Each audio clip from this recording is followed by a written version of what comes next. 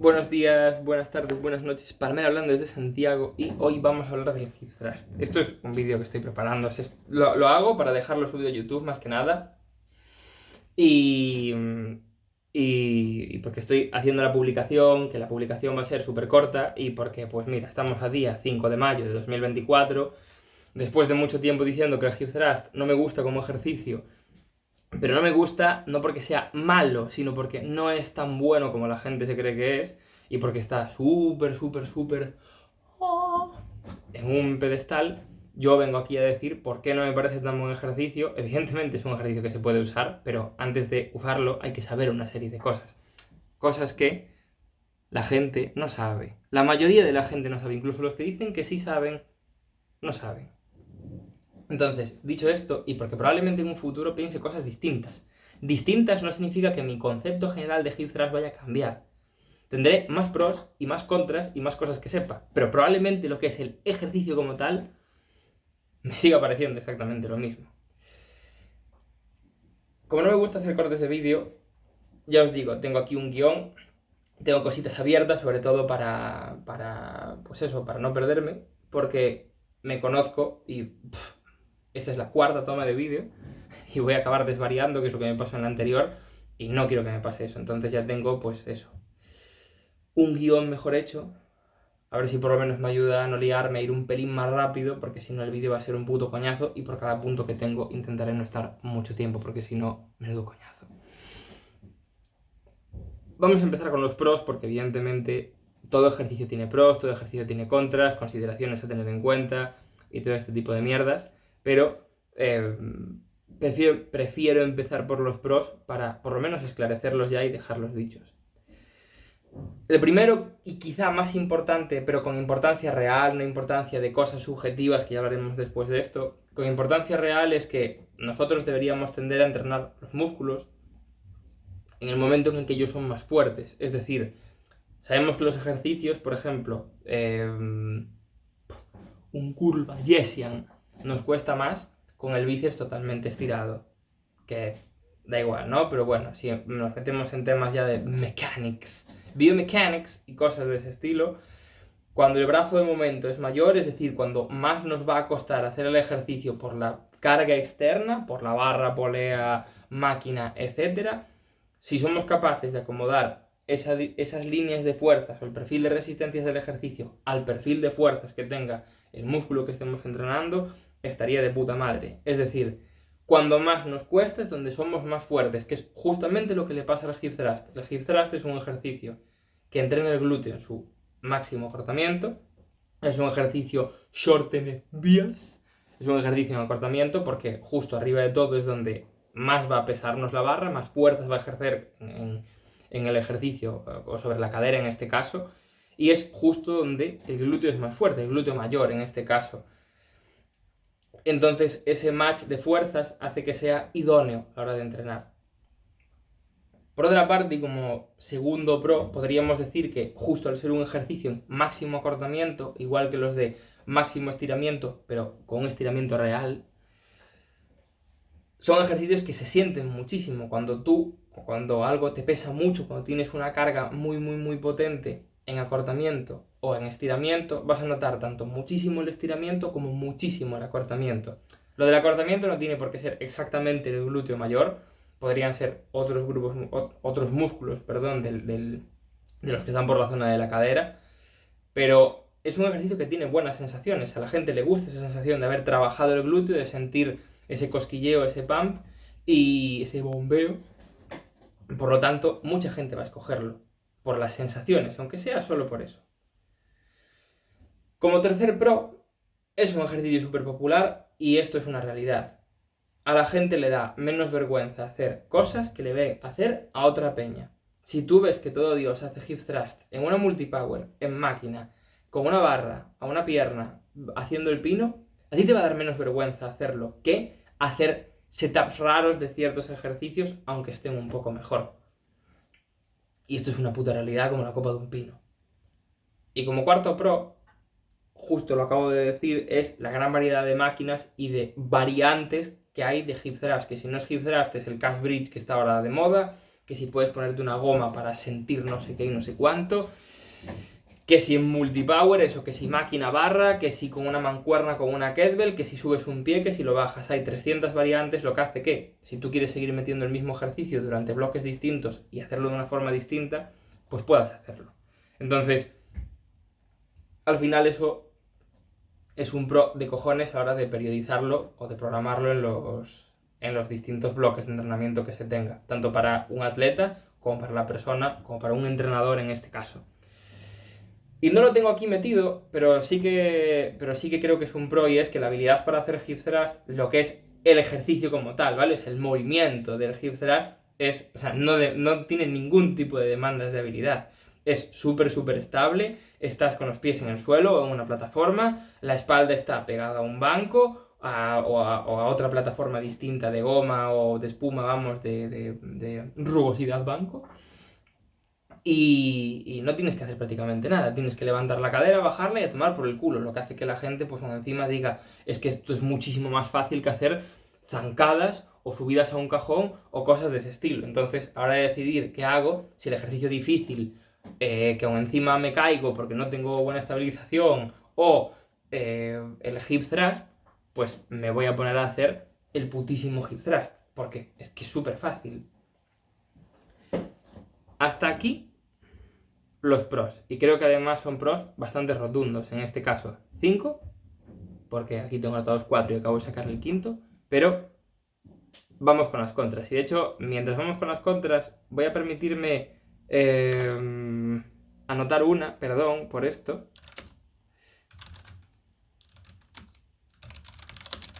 porque si no me voy a olvidar de estas cosas. Y es que no voy a hacer cortes, además de esto, o sea, vais a escucharme anotar esta mierda.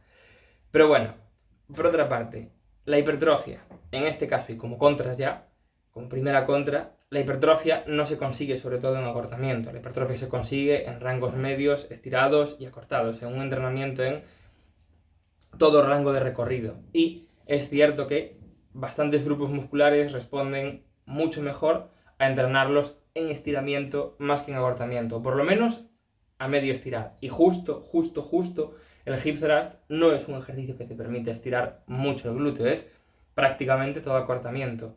Que como segunda contra podríamos meter aquí que el rango de recorrido del hip thrust es irrisorio en la mayor parte de casos. Independientemente de que hagamos cosas rarísimas como agarrarnos así a la máquina y hacer para arriba y para abajo con el tronco y con la cabeza y nos dé 1000 vueltas la sala, son chorradas eso. Son tonterías. Al final, el movimiento real del hip thrust, lo que se mueve la cadera en el espacio, es una ridiculez. Es terrorífico, es súper poco movimiento. Por eso realmente el hip thrust es tan fácil, o sea, de una contra sale un pro, de un pro sale una contra. Como tercer punto, y voy a dejar otros los otros para un poquito más tarde, como tercer punto, el hip thrust puede darnos unas sensaciones un poco extrañas en los cuádriceps y en los isquios. El tema de tener una rodilla relativamente flexionada, en mayor o menor medida, hace que, si tenemos la rodilla muy flexionada, puedan pasarnos dos cosas. O el isquio se acorta mucho, porque además deberíamos tener una retroversión pélvica mínima arriba. Si el glúteo se acorta, si se acorta mucho, vamos, el movimiento, si tenemos la rodilla muy flexionada también, rodilla flexionada y cadera flexionada, normalmente significa isquio muy acortado, lo que nos puede dar sensaciones de que se nos sube el isquio, independientemente de que no vaya a pasar. Entonces, probablemente mucha gente vaya a pensar que el hip thrust está tirándoles un montón de los isquios. Y por otra parte, también puede pasar que justo por lo mismo, al subir, igual que el isquio se acorta totalmente, igual no tenemos esa sensación de full acortamiento, pero el cuádriceps se estira a muerte y sí que podemos tener una sensación de que el cuádriceps está trabajando. No sabemos por qué, no sabemos si de verdad el cuádriceps está haciendo algo, pero se nos está estirando a putísima muerte y es nuestra sensación de, joder, es que estoy tirando más de cuádriceps que de otra cosa. No lo estás haciendo, pero lo estás sintiendo porque pues, tu cuerpo está puesto en una posición en la que tus sensaciones no son las que, no es que no sean las que deberían de ser, pero son sensaciones lógicas por cómo estás colocado, pero a ti te está haciendo pensar que no estás trabajando lo que tienes que trabajar. A mí el hecho de que un ejercicio dé unas sensaciones en sitios donde realmente no deberían estar, el hecho de poder perder el foco atencional por ese tipo de chorradas, independientemente de que se lo expliques a la gente, no es cómodo sentir ni el cuádriceps ni los isquios, aunque los isquios sí que extiendan la cadera y tal. No es, a mí por lo menos eso, puede hacer que pierda el foco atencional del ejercicio y a mí no me enrolla un cagao. Entonces, bueno, tercera contra. Como cuarta contra, vamos a decir que el tema del poco ROM, y que lo decía antes, de hacer gestos raros, también puede provocar que hagamos una cosa muy rara a nivel disociación lumbopélvica, es decir, la capacidad que tenemos nosotros, y para esto sí que me voy a levantar, para que se me vea, el hecho de hacer esto con la cadera, el ser capaz de disociar los movimientos que va a hacer un poquito la zona de la lumbar y la cadera, esa anteversión y esa retroversión pélvica, eso realmente no está haciendo que el glúteo trabaje un montón. Y muchísimas veces una mala disociación lumbopélvica, una mala sensación o falta de habilidad para saber dónde cojones está la cadera puede hacer que se acaben sobrecargando estructuras, o que por lo menos tengamos una sensación de molestia muchísimas veces en la zona de la espalda baja, etc. Y pues eso, una falta de sensación de que el glúteo trabajó, o como voy a decir en la quinta contra, me encanta cómo voy enlazando las tonterías estas, cuando me quedo sin palabras, pero bueno, es lo que hay.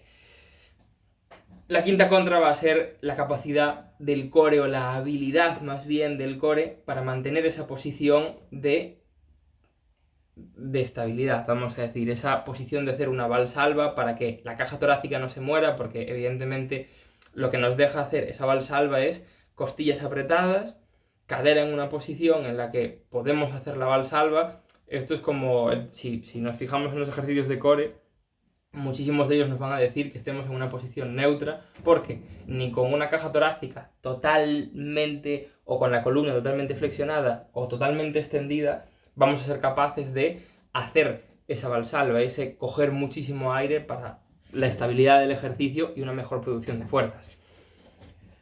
En el caso del hip thrust ya no es solo que estemos tumbados en una posición un poco rarita para coger aire, sino que, justo como hablábamos antes de la disociación lumbopélvica, si tiramos para arriba y ya está, sin pensar en el core, eso no es estabilidad en la pelvis, no es el glúteo el que está moviendo la pelvis. Como decía antes, somos nosotros haciendo el gañán ahí. Y el core tiene que tener habilidad para mantener esa caja torácica quieta, para mantener la cadera quieta donde tiene que estar y que haga ese movimiento por una flexión y extensión de cadera, aunque sea mínima. ¿Problemas de esto? Probablemente perdamos antes la habilidad de mantener esa posición por culpa del core, antes de que el glúteo pierda fuerza, o antes de que se fatigue el glúteo lo suficiente como para que de verdad haya habido un trabajo en él. Y por último, y que esto me parece bastante importante, pero porque esto sí que se ve en gente, es que el hip thrust permite entrenar una acción súper básica del glúteo, que es la flexoextensión de cadera. El glúteo, en este caso, es quien la extiende, es el mejor extensor de cadera, el glúteo mayor. Pero lo que sería la función del glúteo principal, que es estabilizar la cadera, no la entrena. Lo decía antes, es un movimiento súper fácil, no tiene ningún tipo de demandas reales potentes de estabilidad, independientemente de donde tengamos los pies. Entonces, el hecho de solo entrenar uno en un rango de recorrido muy corto, ya no solo malo para la hipertrofia, sino que con todas esas dificultades de por medio, hace que el hip thrust me parezca horrendo. Por eso, por ejemplo, unas subidas a cajón, unas zancadas, unas tijeras o cosas de ese estilo me parezcan una muchísimo mejor opción, porque aparte de entrenar el glúteo con sus acciones principales de extender la cadera, va a permitir que entrenemos el glúteo con sus funciones reales, que son estabilizar la cadera. Evidentemente no va a ser el glúteo el único encargado de hacer estas cosas, van a ser más estructuras, pero el glúteo va a tener una participación determinada. Como más detalles, como otros, como otras cosas, podríamos decir que, por lo que parece, el hip thrust surge de lo que viene a ser el puente de glúteo, no el puente de glúteo del hip thrust, cuando principalmente es un ejercicio utilizado en rehabilitación de cadera, normalmente por gente, pues eso, que no tiene buena capacidad de disociación lumbopélvica, gente que no es capaz de estabilizar la cadera, gente que viene con problemas incluso a veces de rodilla, etc. Sabemos que la cadera es una articulación móvil, entendemos que el glúteo tiene una función que es estabilizar esta, y el hecho de estar en el suelo, con un pie en la pared, con un pie subido en un banco, el mantener una posición estática para intentar estabilizar la cadera por la acción del glúteo, está bien, pero está bien a la hora de tener que rehabilitarla o de calentar o de hacer ciertas cosas. Luego, la habilidad real deberíamos entrenarla con cargas. Pero en el caso del puente de glúteo, por ejemplo, haciéndolo de forma unilateral, estamos entrenando una habilidad de forma mínima. Con el hip thrust de forma unilateral, por la carga y por las dificultades mencionadas antes, de la capacidad del core, etcétera, etcétera, va a ser muy difícil realmente estabilizar el glúteo, estabilizar la cadera por acción del glúteo y no de otras estructuras. Otro de los temas que tengo por aquí para hablar es el tema de la electromiografía. Aparte de que, o sea, el tema de la electromiografía es que lo único que indica la electromiografía no es que un estudio dice que el glúteo se activa. Activación no significa estímulo. No me acuerdo exactamente cómo era la frase, pero bueno, para que haya un estímulo necesita activación, pero no necesitas, bueno, es lo contrario, no necesitas estímulo para que haya una activación. Tú puedes activar el glúteo si tienes capacidad de moverlo. Lo típico de la gente que mueve el pectoral o las cachas, eso va a producir una corriente en nuestro cuerpo, y esa electromiografía, que lo que detecta son impulsos eléctricos, lo va a detectar. Eso significa que se ha activado el pectoral por el simple hecho de moverse, en este caso el glúteo.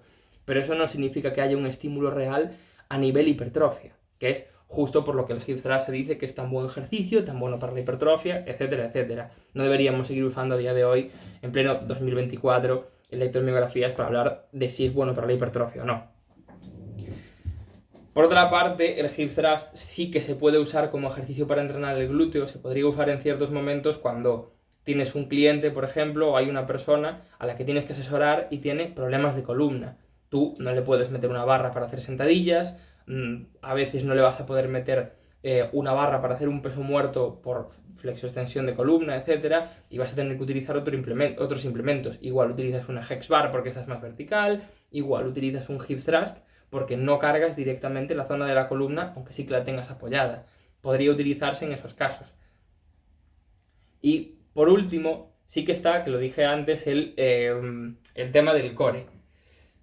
El tema del core es un poco controversia porque siempre va a haber alguien que te diga, no, porque entonces, ¿por qué me dices que sí a hacer core con la sentadilla o con el peso muerto y no en el hip thrust? Vamos a ver, el tema es que en el hip thrust es una posición mínima, es una habilidad que es súper puntual. No es lo mismo el tener que mantener esa habilidad en un recorrido muy corto con muchísimo peso. Piensa que el hip thrust es un ejercicio que, ya no solo por la curvatura de fuerzas del ejercicio, sino por el poco recorrido que hay, te permite meterle muchísimo peso al ejercicio.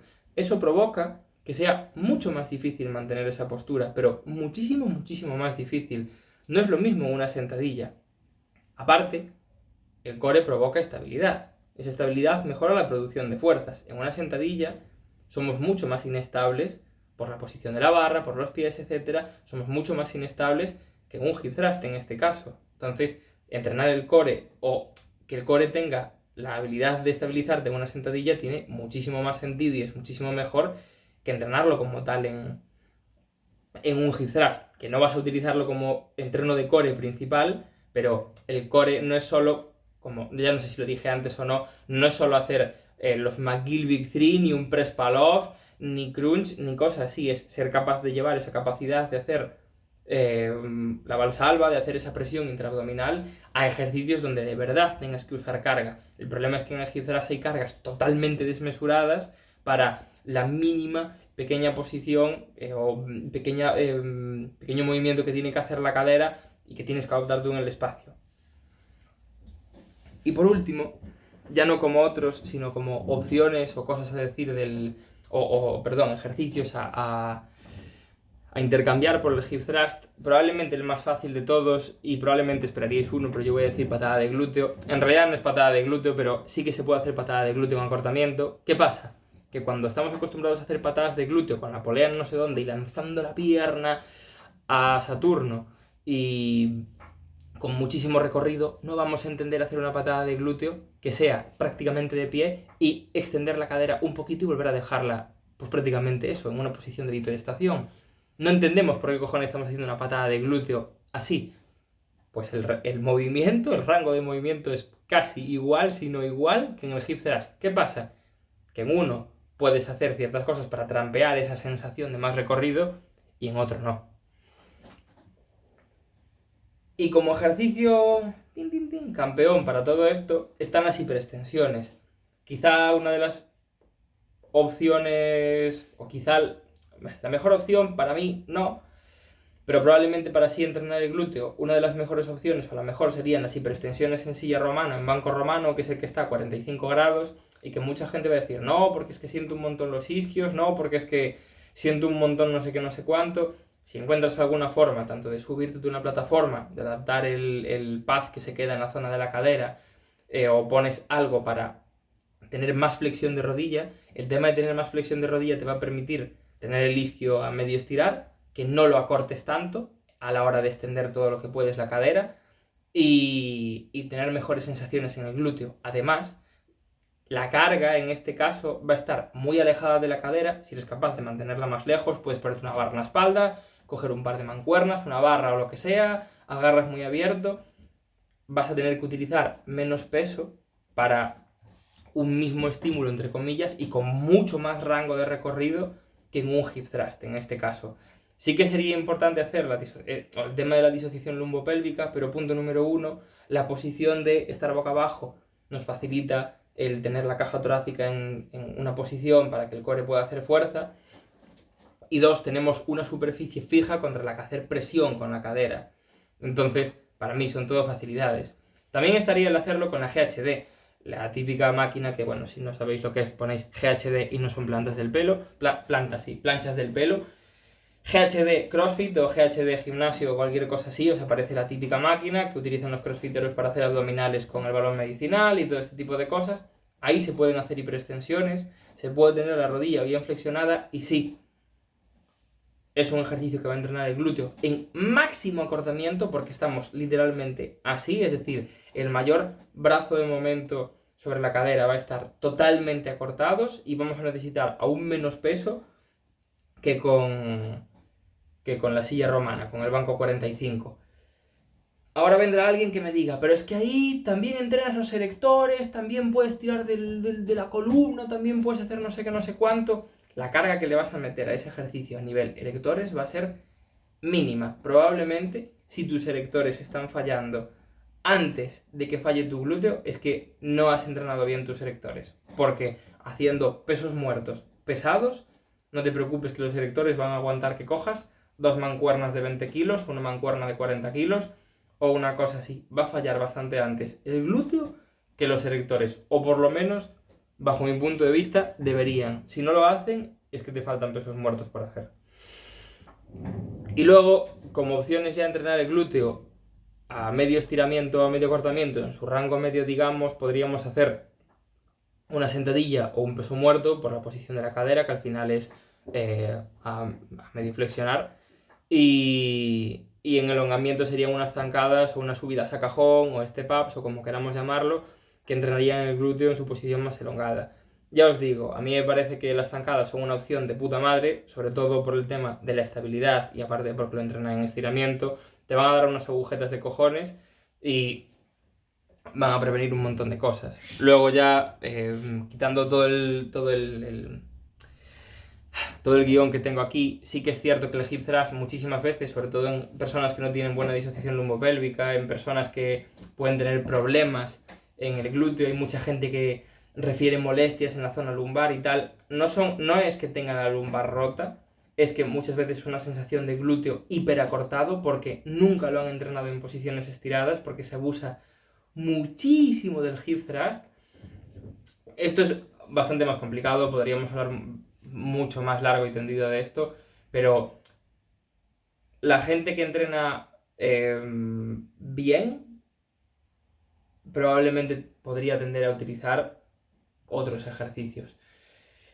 No es un no al hip thrust, es un hay más opciones, hay propuestas con muchísima más utilidad real y que realmente el hip thrust evidentemente se puede utilizar en ciertos contextos, se puede utilizar en ciertos momentos, pero no tiene por qué utilizarse siempre y no creo que sea ni mucho menos la mejor opción dentro de las que hay. Así que nada, esto es todo y probablemente dentro de un mes pues me gustaría añadir más cosas, pero aquí se queda esto para YouTube y es lo que hay.